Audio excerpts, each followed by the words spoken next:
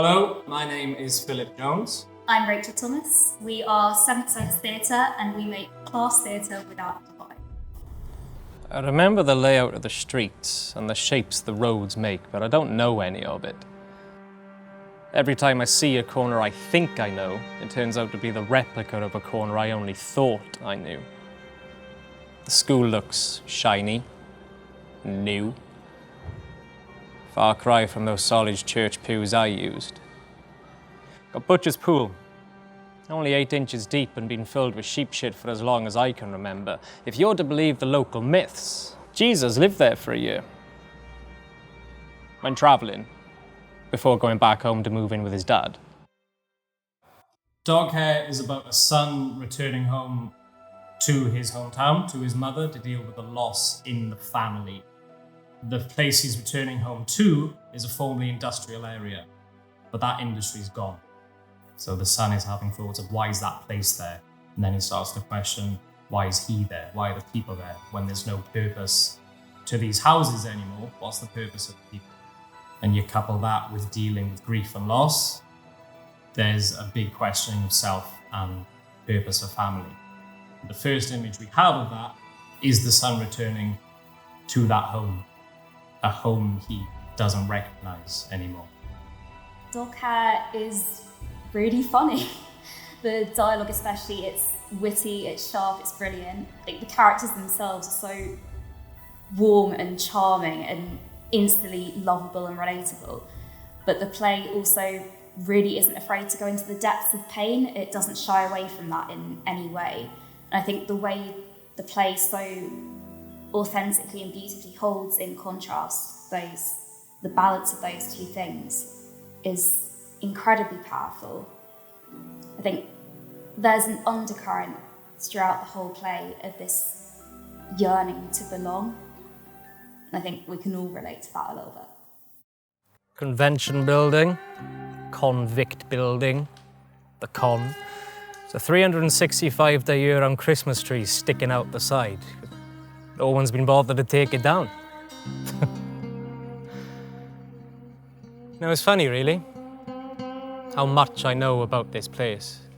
How the people know the ins and outs, but it doesn't know itself. It's all built around things that don't exist anymore. Well, I really liked the writing when I first received the play. It stood out to me more than anything I've read recently. Mostly the rhythmic nature of it and how poetic it is throughout. And also how physical it is, as it is verbal. I haven't seen grief explored in the way that it is in this script. And the opportunity to bring that to life and give it some life was something that I really wanted to do.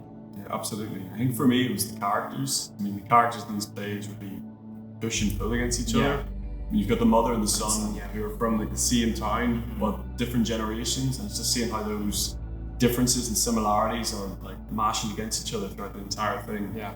And then at the same time, you've got the town, which is just this looming presence, which is trying to pull them in, and it's the dynamic of whether the son or the mother getting away from it as well. really want to be there, or whether they want to break free.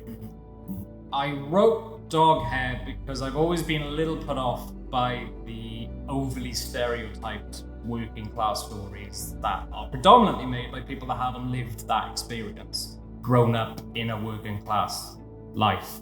And the stereotypes, everyone has a flat cap, everyone's in a tracksuit or always has a can in their hand. And yeah, there's a reality to that, sure. But those aesthetic fixations become the entirety of the characters, which isn't the case.